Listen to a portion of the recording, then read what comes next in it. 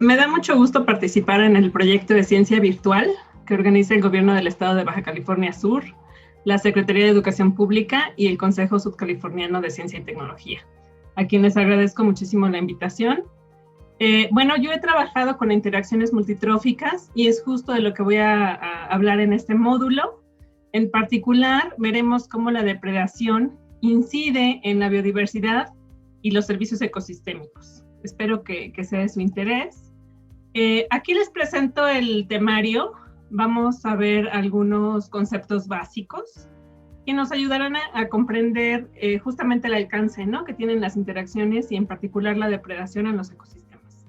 Entonces, bueno, vamos a ver qué es la biodiversidad, un poquito abordar la biodiversidad mexicana, qué factores están propiciando la pérdida de la biodiversidad, qué son los servicios ecosistémicos, qué entendemos por interacciones, pero principalmente por la depredación, y cómo los depredadores y las presas, al interaccionar, ayudan a preservar la biodiversidad y los servicios ecosistémicos.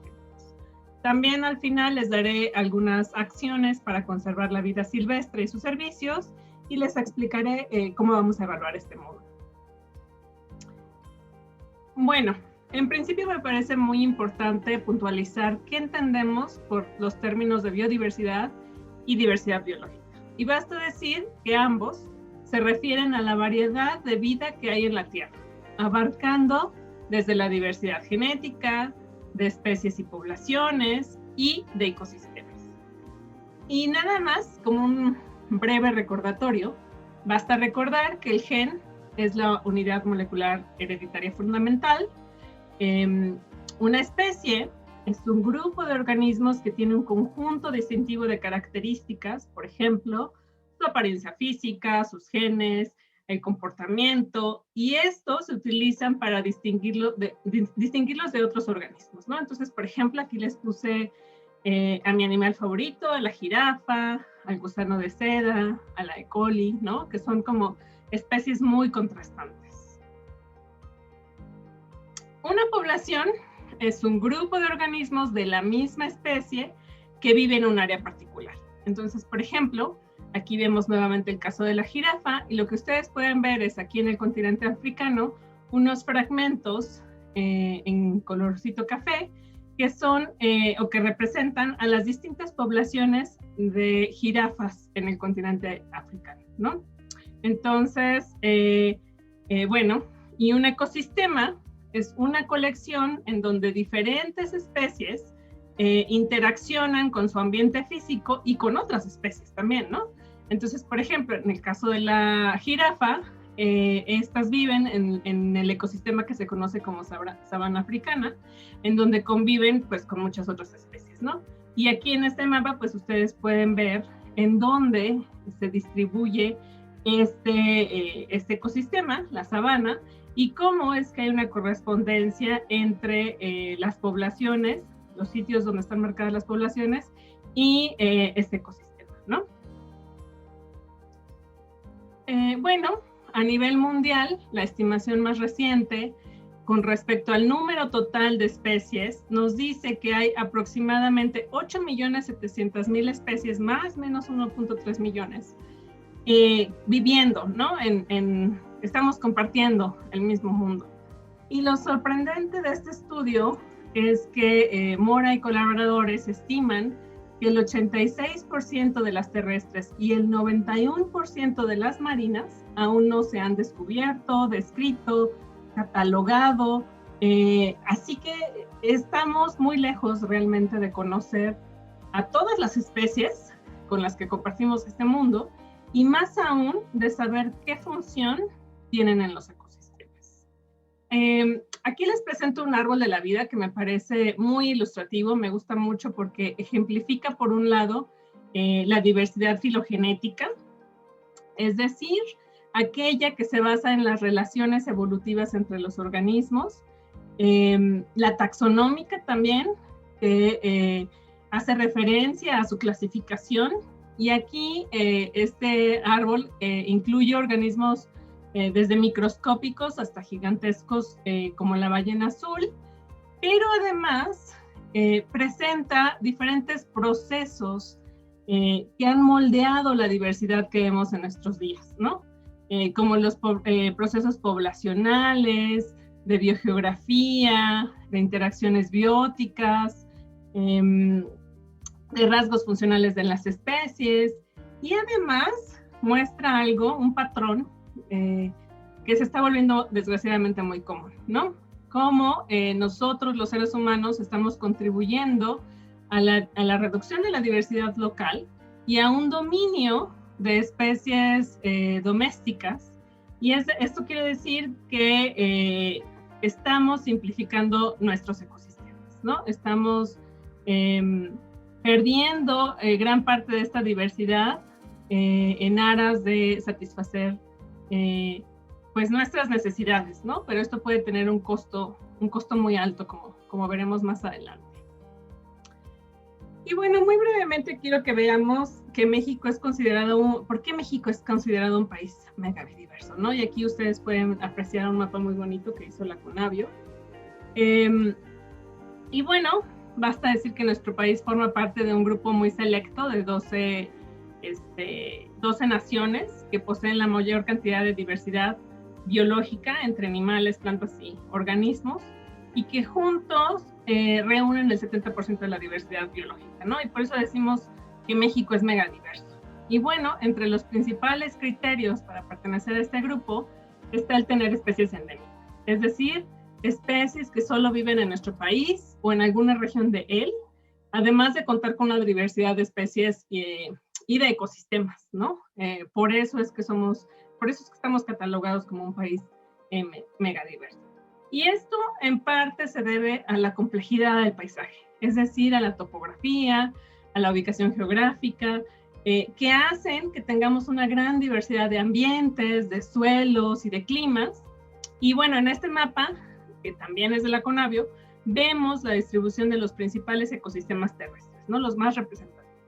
Entonces vemos matorrales, que están aquí como en color rojo intenso, los bosques templados, que están en un color verde más claro, las selvas secas, las húmedas, los pastizales, los bosques de niebla.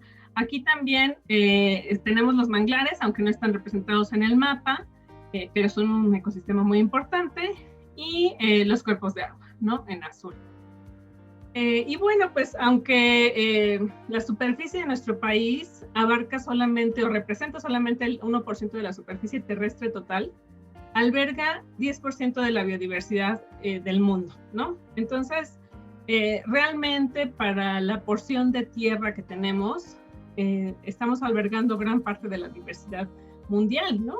Y en particular hay algunos estados que son más diversos o están catalogados como más diversos, y son Oaxaca, Chiapas, Veracruz, Guerrero y Michoacán.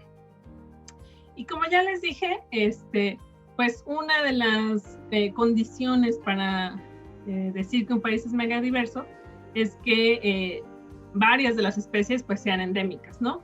Y podemos decir que, por ejemplo, cerca del 60% de las plantas que se conocen en el mundo son nativas y por lo tanto habitan únicamente en nuestro país. Y bueno, pues solamente para reafirmar por qué es que somos un país megadiverso, basta ver qué lugar ocupa México, ¿no? A nivel mundial, podemos ver que ocupamos el segundo lugar en riqueza de reptiles, el tercero en mamíferos, el quinto en plantas vasculares y también en anfibios, y el 11º en número de especies de aves, ¿no? Realmente queda claro que en términos de biodiversidad México posee una gran riqueza. Y esto está plasmado en la obra que se titula Capital Natural de México, publicado por la CONABIO. Realmente, si ustedes quieren conocer más a fondo del tema, yo les recomiendo que consulten esta obra.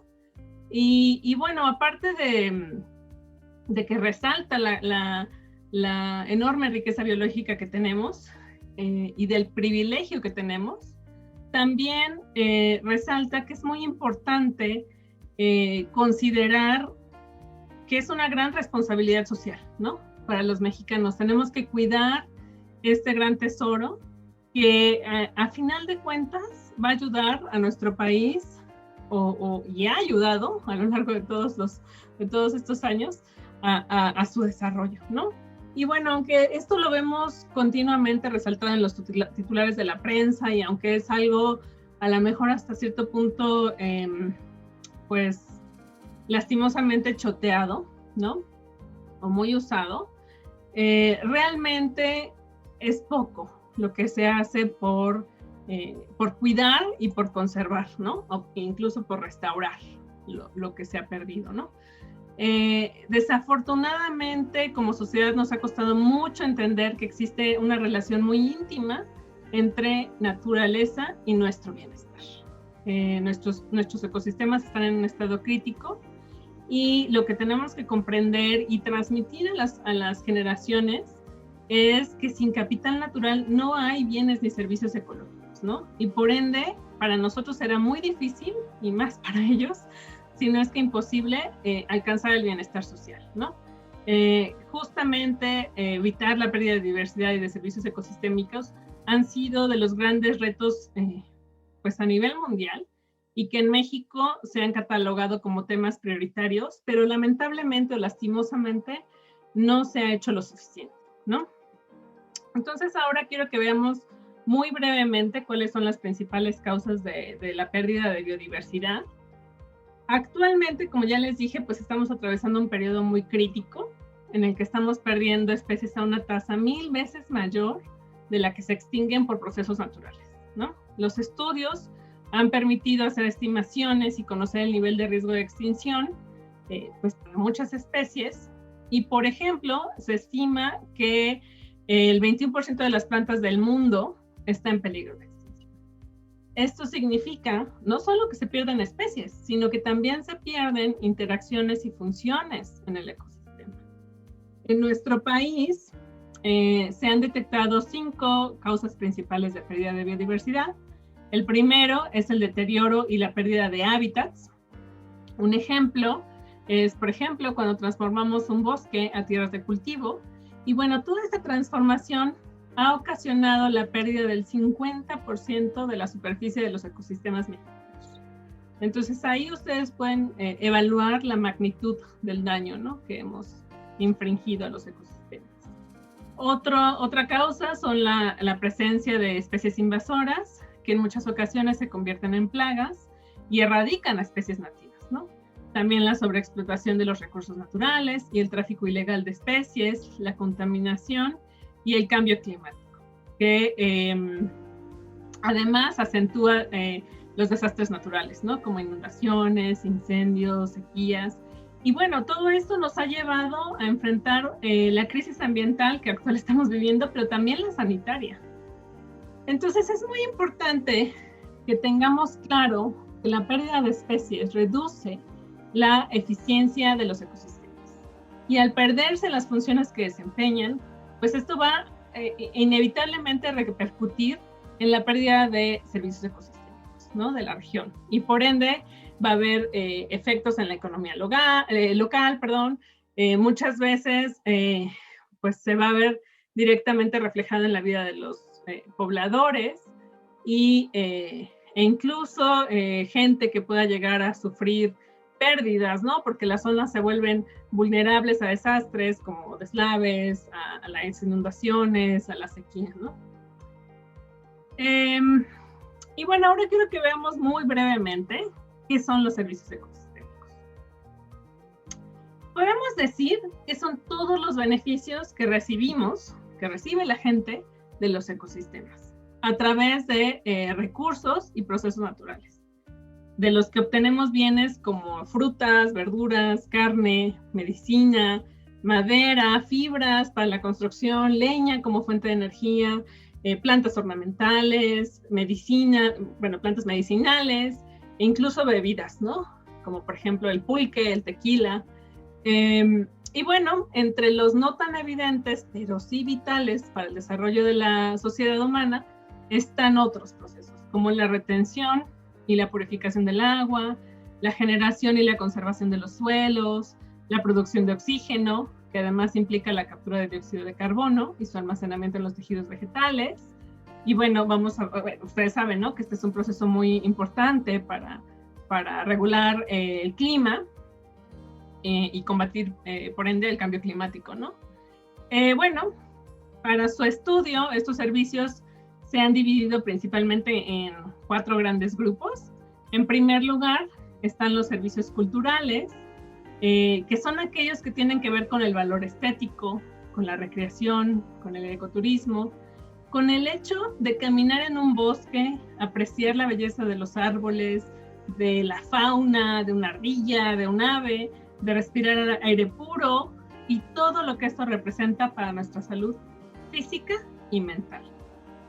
En segundo lugar, están los servicios de aprovisionamiento y se refiere principalmente a productos consumibles, ¿no? Como ya dije, como alimentos, agua potable, medicinas, energía, materias primas.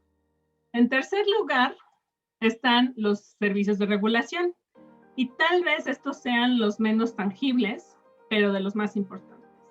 Y aquí entran la retención, la infiltración, la purificación y recarga de mantos acuíferos, llevada principalmente a cabo por la vegetación, la polinización, que es llevada a cabo por animales como abejas, avispas, escarabajos, murciélagos, tlacuaches, entre otros, ¿no? Y finalmente tenemos los servicios de sostenimiento, que son bienes necesarios para que otros servicios sigan existiendo, entre ellos el ciclo de nutrientes, la fotosíntesis o la formación de suelos. Entonces, podemos decir que prácticamente los servicios ecosistémicos sostienen la vida, son vitales para nuestra supervivencia y por eso es tan importante cuidar la biodiversidad y los ecosistemas que los proveen. Por ejemplo, se sabe que 1 de cada 3 bocados de comida que consumimos depende de polinizadores. También que más del 60% de la población humana depende de las plantas para que se elaboren sus medicinas. Y así podríamos ir dando varios ejemplos, ¿no? Todos, obviamente, dependemos de la disponibilidad y de una buena calidad del agua. Entonces, pues vamos a ir viendo cómo las especies proveen diferentes servicios ecosistémicos, ¿no? Y cómo, en particular, a través de las interacciones, ¿no? Y en particular a través de la depredación. Y bueno, pues para esto quiero nada más muy brevemente enfatizar que en ecología las interacciones las clasificamos en positivas y negativas, ¿no? Entre las positivas están el mutualismo, en el que ambas especies que interaccionan se benefician, y por ejemplo aquí podríamos encontrar procesos como la polinización. También está el comensalismo, y aquí podríamos, por ejemplo, hablar de las plantas epífitas, como las orquídeas, que se aferran a las ramas de los árboles para poder vivir, los utilizan como un sustrato, sin embargo, pues no afectan al árbol, ¿no? El árbol no se ve beneficiado por su presencia. Y las negativas, en las que una o ambas especies se ven perjudicadas. Y aquí encontramos la herbivoría, la competencia, la infección, el parasitismo y, por supuesto, la depredación, que es en la que nos vamos a enfocar en esta charla.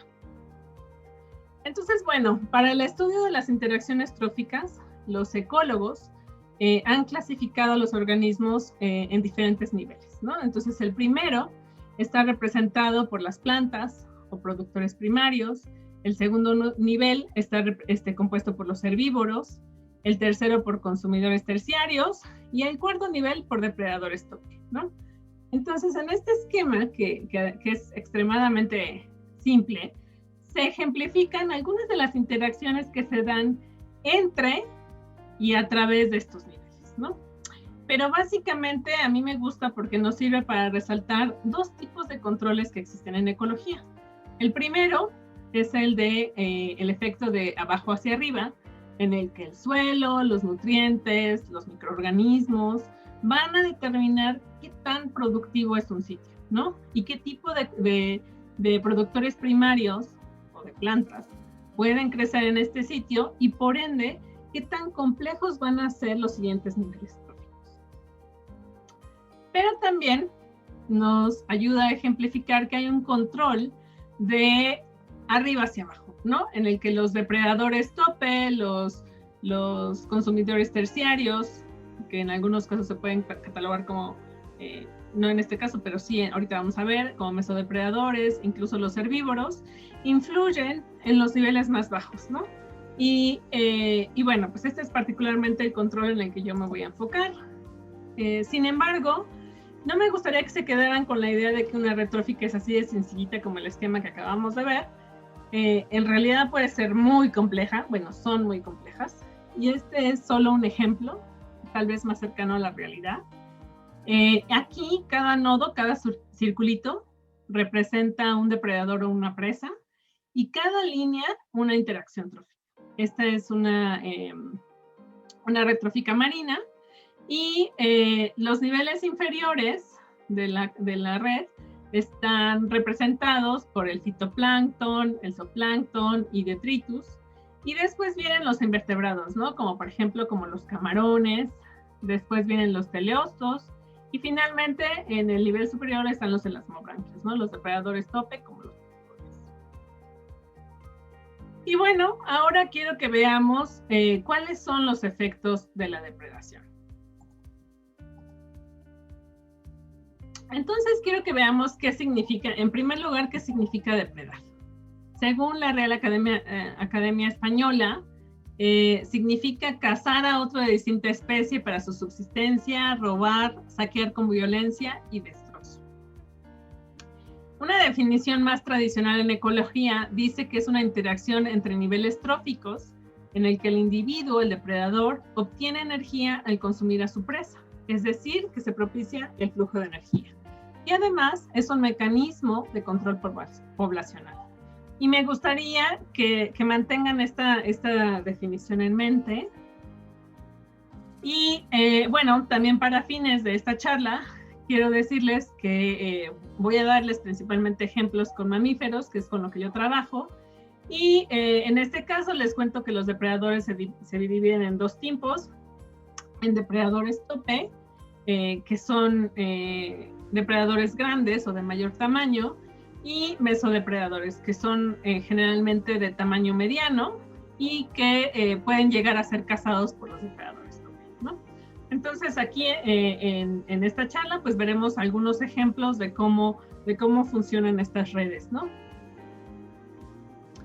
Y bueno, cuando hablamos de depredación, con seguridad, lo primero que se les viene a la mente son los efectos letales de la depredación, ¿no? Es decir, los depredadores infringen sobre sus presas a través de la caza y su consumo, ¿no? Aquí en este gráfico lo que ustedes pueden ver es un diagrama, es un gráfico del modelo de Lotka y Volterra, en el que ejemplifica cómo fluctúan los tamaños poblacionales de conejos, que están marcados con color rojo, y de zorros, que están marcados con color verde, a lo largo del tiempo. Y entonces, lo que ustedes pueden ver aquí es cómo cuando hay un aumento en el tamaño poblacional de las especies presa, en este caso conejos, al poco tiempo hay un aumento en el tamaño poblacional de los depredadores, ¿no? Esto es de esperarse porque hay alimento disponible y entonces los animales pues se reproducen, ¿no? Pero al momento en que la presa se colapsa, al poco tiempo también se colapsa la población del depredador, ¿no? Este modelo es extremadamente simple porque solo muestra un depredador y una presa, y en realidad, por ejemplo, los conejos pues tienen muchos más depredadores, ¿no? No solo los zorros. Pero nos sirve para ejemplificar la relación que hay y los efectos letales, ¿no? Como al consumir unas presas, el depredador va regulando las poblaciones, ¿no? Y esto es de lo que se habla principalmente en las definiciones. Pero también está lo que en ecología se conoce como los efectos no letales de la depredación y que tienen que ver con procesos evolutivos, ¿no? La depredación desencadena cambios morfológicos, como las ornamentaciones, que a los animales les sirven para defenderse, cambios en los patrones de color, que les ayudan a camuflarse y a confundir a los depredadores, además de cambios conductuales y de historias de vida en las especies, ¿no? Y bueno, entre los cambios conductuales podemos ver que las presas han adoptado hábitos como nocturnos, por ejemplo, han desarrollado conductas como la vigilancia, el vivir en grupos y también el alimentarse cerca de. Y por el otro lado, los depredadores también han desarrollado y perfeccionado sus estrategias de caza, ¿no? Seleccionan generalmente el más vulnerable, han desarrollado la habilidad de hacer ataques sorpresivos, el uso de herramientas, de trampas y de toxinas o de sustancias para inmovilizar a sus presas, y también el trabajo en equipo. Entonces, podemos ver que los depredadores no solo consumen a sus presas, como dicen las definiciones, sino que también moldean su comportamiento. En esta imagen, ustedes pueden ver dos escenarios. Uno sin depredadores, en el que los ciervos pastan plácidamente, y un escenario con depredadores, en el que los animales tienen que tener en cuenta dos cosas. Una, la alimentación o el forrajeo, y por otro lado, el riesgo de depredación, ¿no? Entonces aquí lo que ustedes pueden ver es cómo, en presencia de lobos, los ciervos se pueden ver obligados a desplazarse hacia el interior del bosque, en donde a lo mejor no hay tanto alimento, pero encuentran mayor seguridad. Esto en ecología se conoce como el paisaje del miedo, ¿no? Y básicamente lo que estudia es los costos y los beneficios que tiene que tener en cuenta un animal al momento de decidir dónde comer, cuándo comer, qué comer y cómo consumir su alimento. Entonces, por ejemplo, aquí pueden ver un pastito muy verde, otro que no se ve tan verde, y aquí, por ejemplo, podríamos estar hablando de calidad del alimento, ¿no? Entonces, este venado tiene que decidir si comer en un sitio en donde el alimento pueda tener mayor calidad que en otro, pero también considerar qué tan riesgoso es alimentarse ahí, ¿no? Y si decide alimentarse ahí, qué tanto del tiempo va a destinar a la vigilancia y qué tanto a la alimentación, ¿no? Un animal que vigile poco, pues puede correr más riesgo de ser depredado, y un animal que vigile mucho, pues puede correr el riesgo de que no se alimente lo suficiente, ¿no? Entonces, ese es el tipo de balances que tienen que tener en cuenta los animales y que se estudian en ecología, ¿no? Entonces, bueno, podemos decir básicamente que depredadores y presas están en una carrera armamentista por la supervivencia, ¿no? Unos tratando de ser más eficientes en la caza y otros tratando de evitar ser cazados. Y bueno, ahora quiero que pasemos a la parte central de esta charla para ver cómo la interacción entre depredadores y presas influye en la biodiversidad y en los servicios ecosistémicos. Bueno, uno de los principales o de las principales amenazas a los depredadores ha sido la caza, ¿no? Ya sea con fines de control de depredadores, por diversión o también con fines comerciales, ¿no? Y en esta imagen lo que ustedes pueden ver de este lado es la red trófica del Parque Nacional Yellowstone. Y lo que pueden ver es aquí que el depredador tope son los lobos, y aquí abajito hay otros depredadores, unos mesodepredadores como los zorros, como el coyote, los osos, pero también algunas aves, ¿no? Y bueno, la historia aquí es que por exceso de caza, a finales de los años 20 se erradicaron a todos los lobos en esta región, ¿no? Principalmente porque se les consideraba una amenaza para el ganado.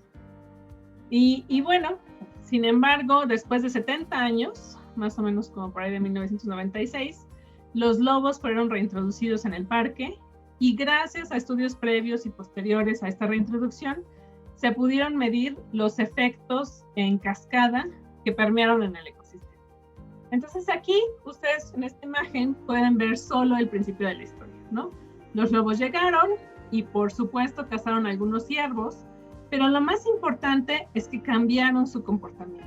Y los ciervos empezaron a desplazarse, a estar más alertas, a destinar menos tiempo al alimento y tener que destinar tiempo a la vigilancia. Y esto ayudó a que la vegetación se regenerara, ¿no? Entonces eso es lo que ustedes pueden ver ahorita aquí en estas imágenes. Y aquí en estas dos ilustraciones los voy a invitar a que igual le pongan pausa al video y que se tomen unos segundos para tratar de identificar las principales diferencias entre esta imagen y esta otra. ¿Qué observan? ¿Qué pueden ver? Y bueno, lo que quiero aquí es mostrarles algunos de estos cambios que se obtuvieron gracias a los monitoreos, ¿no? Entonces, en estas gráficas, esta línea que atraviesa las gráficas es el momento en el que se reintrodujeron los lobos, ¿no? Entonces, como podemos esperar, pues no había lobos y en el momento en que se introdujeron, al poco tiempo, pues empezó a crecer la población, ¿no? De lobos. Después lo que encontraron, y esto es algo que esperaríamos, es que con la llegada de los lobos, pues la población de ciervos empezó a disminuir, ¿no? Pero también, y como consecuencia, pues el forrajeo, ¿no? El consumo de vegetación empezó a disminuir. ¿Y qué pasó?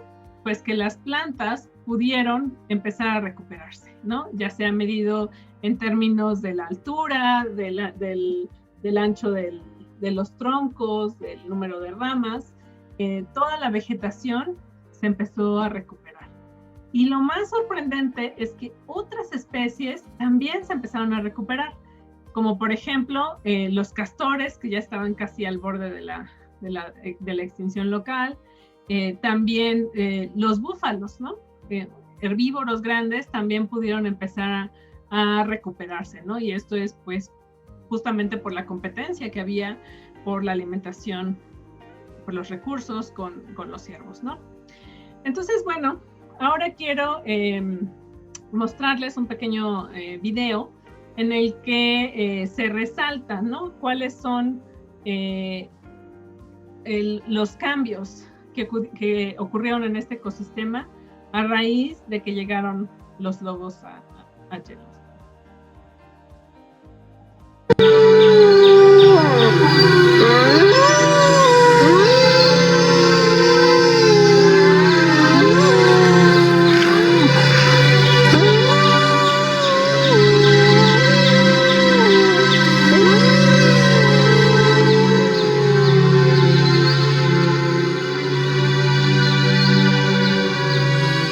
Uno de los descubrimientos científicos más increíbles del siglo pasado ha sido la de las extensas cascadas tróficas. La cascada trófica es un proceso ecológico que comienza en la parte más alta de la cadena alimenticia y va saltando hasta llegar al fin de la misma. Un ejemplo clásico fue lo ocurrido en el Parque Yellowstone en Estados Unidos, cuando los lobos fueron reintroducidos en 1995. Ahora sabemos que los lobos matan a varias especies de animales, pero quizá no seamos conscientes de que dan vida a muchas otras. Antes de que los lobos volvieran, estuvieron ausentes 70 años. El número de ciervos, ya que no había quien los cazara, crecía y crecía en el Parque Yellowstone. A pesar de los esfuerzos humanos por controlarlos, habían causado una reducción de la vegetación a casi nada. Simplemente la borraron. Se la comieron toda. Pero tan pronto llegaron los lobos, aunque eran pocos, empezaron consecuencias asombrosas. Lo primero fue acabar con algunos ciervos, pero este no es el primer logro. Lo más importante fue que cambiaron radicalmente el comportamiento de los ciervos. Los ciervos comenzaron a evitar determinadas zonas, especialmente en las que eran presas fáciles, particularmente los valles y las gargantas, e inmediatamente esas zonas comenzaron a regenerarse. En algunas zonas, la altura de los árboles se quintuplicó en solo 6 años. Partes desnudas de los valles se convirtieron rápidamente en bosques de álamos y sauces. Y tan rápido como esto ocurrió, los pájaros comenzaron a llegar. El número de pájaros cantores y de aves migratorias aumentó. El número de castores comenzó a crecer, porque a los castores les gusta comer árboles. Y los castores, como los lobos, son ingenieros del ecosistema. Ellos crean nichos para otras especies, y las represas que construían en los ríos servían como hábitat para nutrias, ratas de río, y patos, y peces, y reptiles, y anfibios. Los lobos acabaron con los coyotes, y como resultado el número de conejos y ratones comenzó a aumentar, lo que se tradujo en más águilas, más comadrejas, más zorros, más mofetas. Cuervos y águilas calvas bajaron a alimentarse de la carroña que los lobos dejaban. Los osos se alimentaban de ella también, y su población comenzó a crecer, en parte debido a que había más moras creciendo en los arbustos regenerados. Y los osos reforzaron el impacto de los lobos, acabando con algunas crías de ciervos. Pero aquí viene lo realmente interesante. Los lobos cambiaron el comportamiento de los ríos. Comenzaron a serpentear menos. Había menos erosión. Los canales se estrecharon. Se formaron lagunas y rápidos. Todo esto es bueno para la vida animal. Los ríos cambiaron en respuesta de los lobos, y la razón fue que la regeneración de los bosques estabilizaba la tierra que se derrumbaba antes. Así, los ríos consolidaron su curso.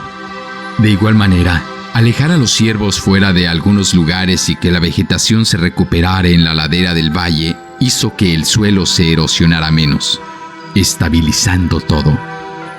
Así, un pequeño número de lobos no solo transformó el ecosistema de Yellowstone, una extensión gigantesca, sino también transformó la geografía del parque.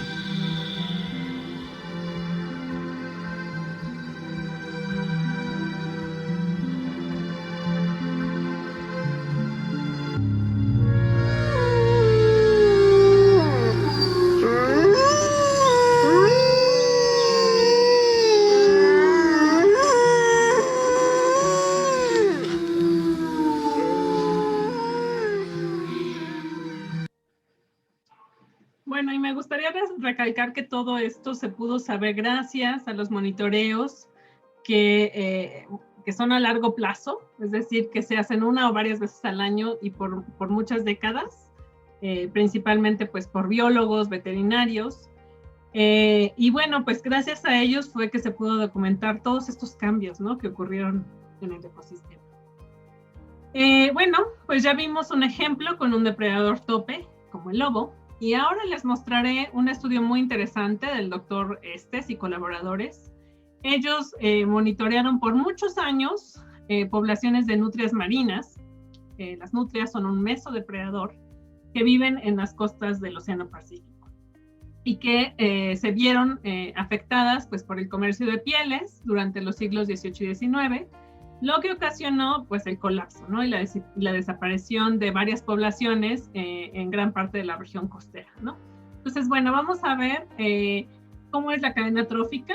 En este caso, la nutria se come a los erizos y los erizos a su vez se comen a las algas marinas. Y lo que los investigadores encontraron fue que en los sitios en donde las nutrias estaban ausentes, no había algas, no había bosques de algas. Y donde estaban presentes, sí. Básicamente aquí lo que podemos ver es algo parecido a lo que pasó con los ciervos, ¿no? Los erizos en este caso, pues se comieron a todas las algas, ¿no?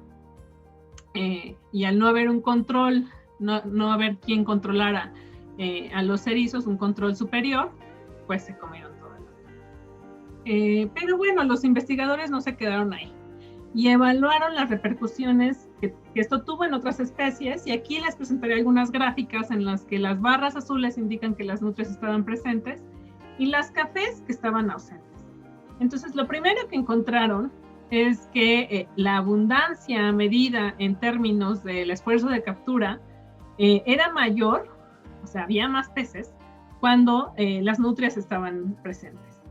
Y esto es explicable, pues, porque los bosques de algas proveen no solo refugio, sino también alimento para muchas otras especies. Entonces, es de esperarse que hubiera más peces, ¿no? En donde hay bosques de algas, pero también, y lo sorprendente es, por ejemplo, que encontraron que los mejillones crecían más si había nutrias que si estaban ausentes. Y esto a su vez permea a otras especies. Entonces, por ejemplo, aquí les presento a las gaviotas, el caso de las gaviotas, y en este caso, pues las gaviotas les gusta comer peces, ¿no? Y entonces cuando están las nutrias presentes, pues pueden comer su alimento favorito, que son peces, pero cuando la nutria está ausente, tienen que alimentarse de invertebrados. Y bueno, pues por supuesto estos efectos permearon a la comunidad de pescadores, al representar obviamente mayores ingresos por concepto de pesca, ¿no? Y además productos de mejor calidad y de mayor tamaño, ¿no? Y bueno, pues este es un servicio ambiental que nos están brindando estos mesodepredadores. Pero la presencia de las nutrias no solo trae beneficios a otras especies y a los pescadores, sino que también trae beneficios al sector turístico. Entonces vamos a ver, por ejemplo, vamos a ver el ejemplo de la isla de Vancouver, que generalmente es visitada por 1.23 millones de turistas al año. Y de estos, un 35, un 47% están dispuestos a tomar un tour o quieren tomar un tour para ver vida silvestre. Generalmente un tour está más o menos en... Entonces, generalmente el costo promedio de un tour es de $107, pero los turistas están dispuestos a pagar más del doble si es que existen buenas posibilidades de ver nutrias. Entonces, realmente la presencia de la vida marina, en particular, por ejemplo, de las nutrias, puede representar una gran diferencia en los ingresos por conceptos turísticos, ¿no? Y esto, pues obviamente, es uno de los servicios ambientales que nos brindan, ¿no? Las especies. Aquí ustedes pueden ver en este gráfico cómo a lo largo del año hay diferentes especies que contribuyen al sector turístico, ¿no? Entonces podemos ver desde peces como el salmón, aves, como las águilas, otros mamíferos que están aportando a este sector turístico, ¿no? Y bueno, pues obviamente ese es un servicio ambiental. Ahora quiero que veamos otro ejemplo en el que resaltaré cómo una especie que tiene diferentes roles en el ecosistema, cómo una especie puede tener diferentes roles en el ecosistema, ¿no? En este caso, pues les voy a presentar a dos de los depredadores tope americanos, el jaguar y el puma, y a un herbívoro, ¿no? El tapir, que en México se distribuye en los estados de Campeche, Chiapas, Oaxaca, Quintana Roo, Veracruz y Yucatán.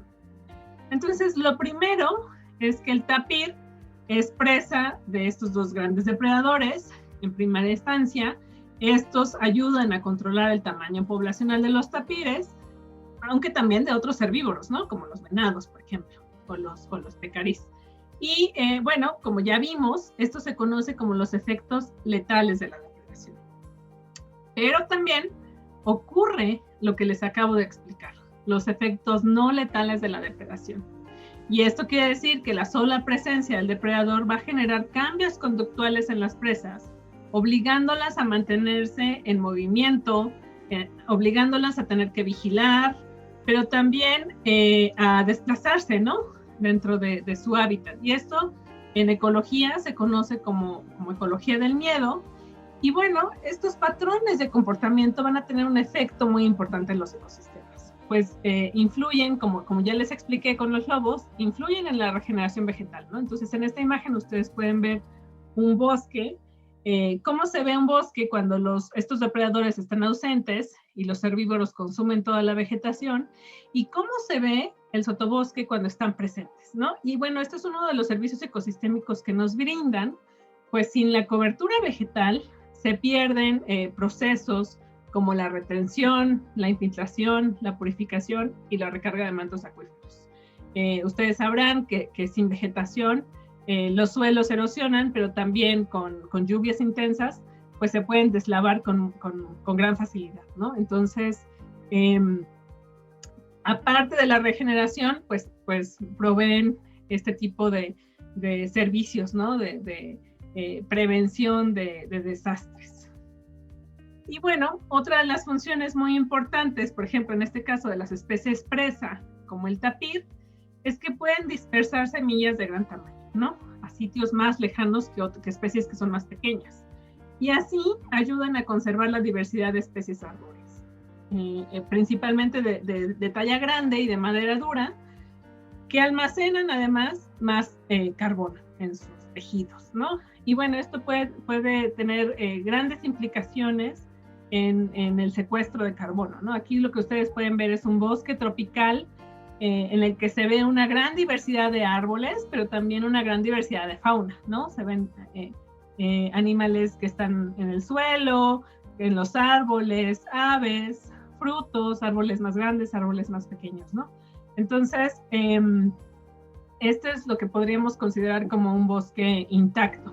¿Y qué pasa cuando los grandes herbívoros como el tapir desaparecen? Es decir, hay una pérdida de fauna, lo que en ecología se conoce como un bosque defaunado. Aquí lo que vemos es que entonces se pierden muchas especies porque ya no hay quien disperse sus semillas y entonces el ecosistema se tiende a simplificar. Esto puede llegar a representar un déficit en el secuestro de carbono porque las especies que van a perdurar pues son las chiquitas o las que no dependan de los grandes herbívoros para dispersarse y reproducirse, y entonces pues vamos a simplificar, pero también vamos a perder el secuestro de carbono, ¿no? Entonces, este es uno de los servicios también que nos prestan. Además, al alimentarse, los herbívoros ayudan a disminuir la acumulación de biomasa y, por ende, la frecuencia e intensidad de los incendios. Y este es un servicio que tiene un impacto económico y ambiental muy importante. Finalmente, estos animales también compiten con otros mamíferos de menor tamaño, como los roedores, por las semillas, ¿no? Y al establecerse esas competencias, pues también este tipo de interacción, también se limita así el tamaño de las poblaciones, ¿no? Y al limitar, por ejemplo, el tamaño poblacional de los roedores, a su vez, se limita los tamaños poblacionales de parásitos y se restringen o se limitan algunas enfermedades, como vamos a ver más adelante, ¿no? Entonces, bueno, en resumen, en este caso podemos ver que las especies y también por las interacciones que se dan entre ellos y con su medio, nos proveen de servicios ecosistémicos, ¿no? Que son vitales para nosotros los seres vivos, pero en particular son vitales también para los humanos, ¿no? Entonces, por ejemplo, aquí en este ejemplo que les presenté, vimos servicios como la regeneración vegetal, la captura de CO2, el control de la intensidad del fuego, el control de enfermedades y parásitos, y también el aprovisionamiento, ¿no? De alimentos y semillas. Pero creo que en estos tiempos de pandemia es muy importante resaltar justamente este servicio de regulación, el control de enfermedades. Entonces, vamos a ver que, bueno, tenemos que tener muy claro que cuando nosotros destruimos o invadimos el hábitat natural de una especie, entramos a los ecosistemas, forzosamente interactuamos con la fauna y abrimos la puerta a una gran diversidad de microorganismos que nuestro cuerpo desconoce. Muchas de las enfermedades infecciosas, se dice que 6 de cada 10, tienen un origen zoonótico, es decir, que son transmitidas de la fauna silvestre o a través de los animales domésticos al ser humano, ¿no? Y bueno, entre las más comunes de estas enfermedades en México tenemos la rabia, la brucelosis, la influencia aviar, la salmonelosis y por supuesto la causante de la actual pandemia de COVID-19, ¿no? Entonces, bueno, vamos a ver a detalle cómo la presencia de grandes herbívoros pueden tener implicaciones muy importantes en el control de enfermedades zoonóticas. Es decir, Vamos a ver en este estudio de Gira y John y colaboradores, ellos utilizaron cercas para simular la desaparición de grandes herbívoros africanos, como elefantes, jirafas, cebras y algunos otros herbívoros, ¿no? Entonces, básicamente lo que hicieron fue utilizar estas cercas para simular que los herbívoros, bueno, para impedir que los herbívoros entraran y simular que desaparecen. Y entonces lo que van a ver en estas gráficas, en las gráficas que les voy a presentar, son que los circulitos blancos representan los datos de los sitios en los que no había grandes herbívoros y los negritos donde sí había grandes herbívoros, ¿no? Entonces, básicamente, al no haber competidores en esta zona y además al estar más protegidos de la depredación porque la vegetación era más grande, los roedores fueron más abundantes, ¿no? Aquí estas líneas claras son los sitios sin herbívoros, perdón. Y lo que encontraron también estos investigadores es que al haber más roedores, no solo había más roedores, sino que también había más parásitos, más pulgas, ¿no? Y a su vez detectaron que muchas de estas pulgas estaban infectados con una bacteria que se conoce como Bartonella, ¿no? En los sitios sin herbívoros principalmente, ¿no? Aquí ustedes lo ven. Y bueno, pues esta bacteria puede ser transmitida a los humanos a través de los animales domésticos por las pulgas, ¿no? Otro ejemplo en el que ahora los depredadores tope nos ayudan a controlar enfermedades zoonóticas es en Ghana, y para ello les presentaré el estudio del Dr. Brashears. Ellos lo que hicieron fue monitorear las poblaciones de estos dos grandes depredadores tope, leones y leopardos, y también las poblaciones de un mesodepredador, los papiones. Aquí en esta gráfica lo que ustedes pueden ver son los años de monitoreo, el conteo anual de leones y leopardos y el conteo anual de papiones. Y lo que ustedes pueden ver es que conforme disminuye el tamaño poblacional de los grandes depredadores, aumenta el de los mesodepredadores. Esto en ecología se conoce como la liberación de los mesodepredadores. Básicamente lo que quiere decir es que en ausencia de un depredador o de un control tope, de un depredador superior, las especies de menor tamaño se vuelven mucho más abundantes, ¿no? Como ya lo vimos con los conejos, ya lo vimos con los erizos, ya lo vimos con los ciervos, ¿no? En ausencia de un control, las especies que están abajo en la red trófica empiezan a crecer en sus tamaños poblacionales. Entonces, lo mismo pasa aquí, ¿no? Con los papiones. Y aquí, bueno, los papiones pues viven en grupos grandes de 40 a 100 individuos, y al aumentar su abundancia entran en conflicto con los humanos, principalmente porque dañan cultivos, pero también porque transmiten enfermedades, ¿no? Transmiten una gran variedad de parásitos intestinales. Y en este estudio de Ryan y colaboradores, lo que encontraron fue que de todas las muestras que colectaron, el 93% de las muestras estaban infectadas con parásitos. Aquí ustedes lo que pueden ver en esta gráfica es la prevalencia de los diferentes parásitos, tanto en machos como en hembras, ¿no? Y bueno, como es de esperarse, esto se traduce en un incremento en la incidencia de enfermedades intestinales entre los pobladores, afectando su calidad de vida, y por supuesto representa también un gasto extra, ¿no? Para el sistema de salud. Entonces, bueno, este es un ejemplo también de cómo los depredadores tope nos pueden ayudar a controlar las enfermedades, ¿no? Y bueno, aunque este ejemplo es en África, lo mismo se puede replicar en otras partes del mundo. Entonces, bueno, ya acercándome al final de la charla, quiero que veamos qué podemos enseñar a nuestros niños y cómo todos podemos ayudar a conservar la vida. Entonces, bueno, creo que en primer lugar tenemos que ser muy conscientes de la gran riqueza biológica que tenemos en el mundo, que nos rodea, y comprender que cada especie tiene un rol en el ecosistema y que sin ellas no hay servicios ecosistémicos, y que además las interacciones van a veces más allá, ¿no? Como en el caso de la depredación. O sea, la depredación no solo se refiere al hecho de que los depredadores consumen a sus presas, ¿no? Como los efectos letales, sino que va más allá. Tenemos los efectos no letales de la depredación. Entonces, creo que es muy importante que comprendamos que a veces las interacciones son más complejas de lo que parece, ¿no? Y al perderse una especie, pues se pierden esas interacciones, pero también se pierden los servicios ecosistémicos. Entonces, bueno, tenemos que ser muy conscientes de que estamos atravesando por una severa crisis ambiental que pone en riesgo nuestra existencia. Y aquí quiero puntualizar que realmente pone en riesgo al ser humano. Porque, como ustedes saben, en el mundo ha habido otras extinciones, 5 de ellas, masivas de especies.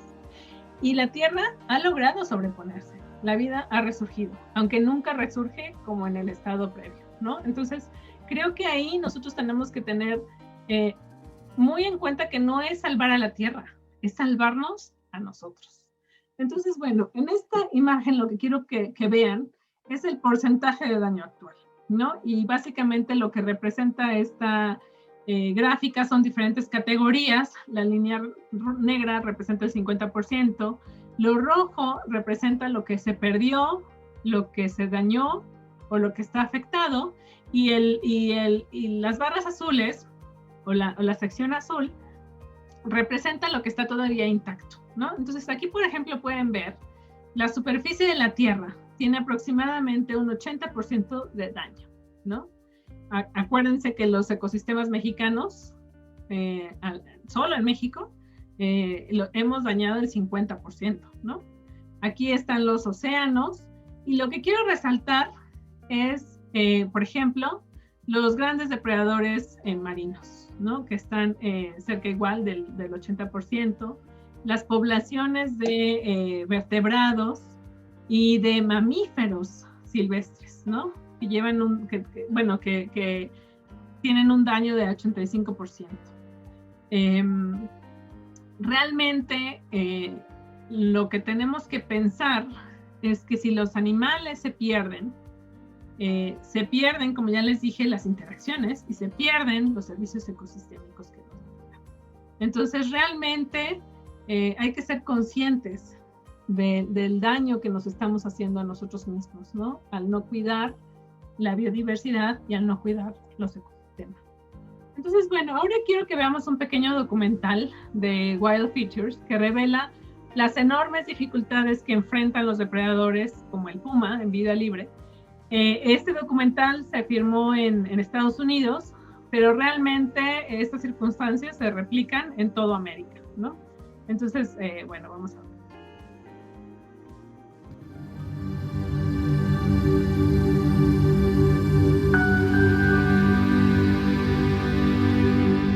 León americano, león de montaña, puma, diferentes nombres para un animal incomprendido. Temido, cazado y eliminado de la mayor parte de su territorio, se cree que el puma es solitario y cruel. Pero recientemente, en lo profundo de Wyoming, en el noroeste de Estados Unidos, en la cordillera del río Wind, los biólogos han colocado cámaras activadas por movimiento en madrigueras y otras áreas remotas. A través del lente de la cámara, podemos ver detenidamente las vidas secretas de estos animales. Observar sus estrechos lazos familiares y comprender cuán sociables son, cuán cariñosos e interdependientes. Y lo que se ha encontrado es muy sorprendente, incluso para los biólogos. Les presentamos a la hembra 61, una madre primeriza. Dio a luz a 3 pumitas. Un macho tranquilo, M72. Otro macho más audaz, M80. Y F96, su vivaracha hermana. Estos cachorros dependerán de su madre hasta que cumplan los 2 años de edad. F61 dedicará la mayor parte de su vida a cuidar a sus crías y a alimentarlas. Y esto no es fácil. Para alimentarlas, a veces tiene que dejarlas solas durante días. Cuando F61 regresa finalmente de cazar, llama a sus cachorros y estos le dan una cariñosa bienvenida. Las cámaras capturan algo increíble cuando los cachorros son aún jóvenes. Mientras F-61 y M-80 están comiendo, de repente un macho enorme emerge de la oscuridad. Este tipo de machos son conocidos por perseguir a los cachorros e incluso matarlos. Pero después de 20 minutos, el macho se pone cómodo para compartir la comida con F-61 y sus crías. Gracias a los collares de seguimiento, sabemos que esto es en realidad una reunión familiar. M-80 acaba de encontrarse con su padre por primera vez. Pronto, el duro invierno hace que a esta madre le sea especialmente difícil proteger a sus crías. Durante un periodo de frío, las temperaturas descienden a 37 grados centígrados bajo cero. La pequeña F-96 pierde las puntas de las orejas y de la cola, ganándose el apodo de escarcha. Pero lamentablemente, la familia sufre algo más que un frío brutal. A mediados del invierno, llega una manada de lobos y ataca a la familia de pumas. M-72, el macho tímido, no sobrevive. A medida que pasan los meses, F-61 sigue cuidando a sus dos crías restantes, atenta a los peligros y corrigiendo su comportamiento juguetón cuando éste se torna un poco brusco. Mientras los cachorros crecen, podemos vislumbrar la intimidad de sus estrechos lazos sociales. Vemos largos periodos de ocio y siesta, acicalado, lucha y juegos. Y para M-80, inclusive un recordatorio sobre buenos modales. La cámara captura otro momento raro e inesperado, cuando Escarcha parece estar tosiendo y vemos que su madre se acerca para consolarla. Cuando M-80 alcanza los 18 meses de edad, deja a su madre y a su hermana y se va en busca de un nuevo hogar y con el tiempo una pareja. Este es un momento de esperanza, la oportunidad de ver hasta qué punto el cuidado maternal de F-61 ha dado resultados. Sin embargo, después de 8 meses, a 240 kilómetros de su lugar de nacimiento, la historia de M-80 culmina en un final trágico. Es asesinado por un cazador de trofeos cuya actividad es legal en algunos estados de Estados Unidos y en muchos países en los que habita el puma. Las muertes de M-72 y M-80 nos recuerdan que no es fácil ser un puma y enfrentarse a la pérdida del hábitat, los cazadores de trofeos, los inviernos duros y los depredadores. En la cordillera del río Wind, menos de 1 de cada 5 cachorros de puma sobreviven para criar una familia. Menos de 1 de cada 5. La buena noticia es que F-61, la madre de Wind River, ha logrado sobrevivir. Las cámaras la detectan una vez más, criando a una nueva camada de cachorros. Incluso ha adoptado a un cachorro huérfano, una de las varias adopciones que los biólogos de vida silvestre pudieron descubrir gracias a esta nueva investigación. ¿Y la pequeña Escarcha? Ella también ha superado los obstáculos y pronto deberá criar a sus propios pumitas. ¿Sobrevivirán sus cachorros para tener sus propias familias? Tal vez las cámaras nos lo digan. Es difícil imaginar lo que estos y otros pumas deben enfrentar en la naturaleza. Pero lo que sí podemos comprender es que la familia es importantísima. Los momentos capturados aquí nos han demostrado la verdadera naturaleza y personalidad de estos íconos americanos, su poder, su belleza y su capacidad para el afecto. Con nuestra ayuda, podemos garantizarles a estos increíbles animales su merecido lugar en nuestro planeta y asegurarnos de que sigan existiendo por mucho tiempo más.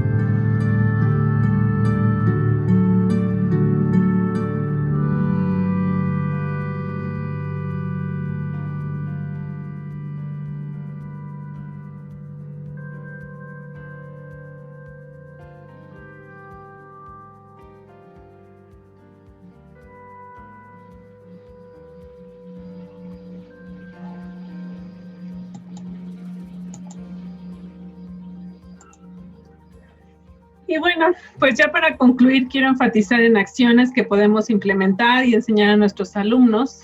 En primer lugar, pues es reducir la generación de basura y separar la que generemos para evitar que termine en sitios en donde puede dañar la vida silvestre. Una de las acciones más importantes es no comprar vida silvestre.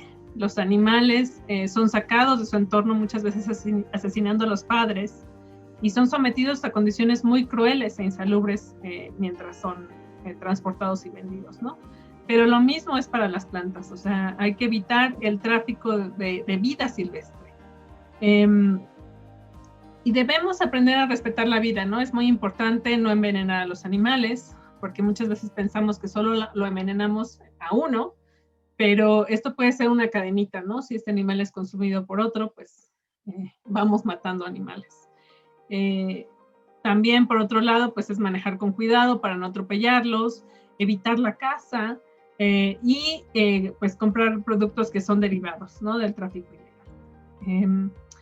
Creo que esta pandemia nos está enseñando que el tráfico de animales puede tener un fuerte impacto en nuestras vidas. Hay mucha gente que ha perdido familiares, se han perdido empleos y nuestras actividades diarias han cambiado por completo, ¿no? Entonces es muy importante que comprendamos que cuando destruimos, cuando invadimos el hábitat de las especies, cuando las cazamos y peor aún cuando son atrapadas vivas para ser comercializadas, estamos abriendo la puerta a una gran cantidad de microorganismos que nuestro cuerpo desconoce, ¿no? Muchas enfermedades, como ya lo dije, infecciosas son transmitidas de la fauna silvestre al humano. Y en la medida en que nosotros aprendamos a respetar la vida y la libertad de todos los seres vivos, podremos evitar que esta historia se repita, ¿no? Porque los animales no son el problema somos nosotros y nuestra forma cruel y egocéntrica de relacionarnos con ellos. Entonces, quiero invitarlos a que compartan esta información con sus alumnos. Creo que es muy importante comprender que a nivel mundial el tráfico de vida silvestre es una de las industrias delictivas más lucrativas en el mundo. Imagínense que ocupa el 5º lugar solamente después del tráfico de drogas, armas, personas, petróleo. Después está el tráfico de vida silvestre. Se calcula que esta industria genera alrededor de 20 billones de dólares americanos al año. Y pues como toda industria delictiva, está impulsada por la demanda de los consumidores. Entre más comercio hay, entre más compradores hay, pues más comercio, ¿no? Entonces, principalmente lo que se comercializa son huesos, ornamentos, pieles, trofeos de caza, partes de animales e incluso animales vivos, ¿no? Que suelen acabar como mascotas o muchas veces en zoológicos. Debemos de tener en cuenta que esta actividad, al ser una actividad criminal, involucra el contrabando, la falsificación, los sobornos, empresas fantasma, pero también asesinatos. Se estima que 7 de cada 10 guardaparques mueren a manos de los cazadores. Entonces, en México hay la autoridad encargada de la protección y conservación de todo lo relacionado con el medio ambiente, es la Semarnat, y la autoridad científica comisionada para brindar asesoramiento sobre el comercio y el estatus de vida silvestre es la CONABIO, y finalmente la Profepa se encarga de dar cumplimiento a la normativa. Creo que en términos de leyes, acuerdos internacionales, planes nacionales y disposiciones gubernamentales, estamos bien, tenemos leyes, normas. Sin embargo, lo que hace falta es hacer cumplir la ley, ¿no? Y que realmente estas instancias cuenten con los recursos necesarios para poder operar. Creo que a nivel mundial estamos viendo que es mucho más caro afrontar una pandemia que prevenir. Entonces, bueno, pues también los invito a que apoyemos a las comunidades que desarrollan actividades ecoturísticas sustentables. En Baja California hay muchas. Qué bueno que muchas practiquen el turismo responsable. México es realmente un país muy rico, privilegiado por su biodiversidad, como ya vimos, y en el que realmente pues contamos con servicios ecosistémicos muy buenos, ¿no? Somos privilegiados.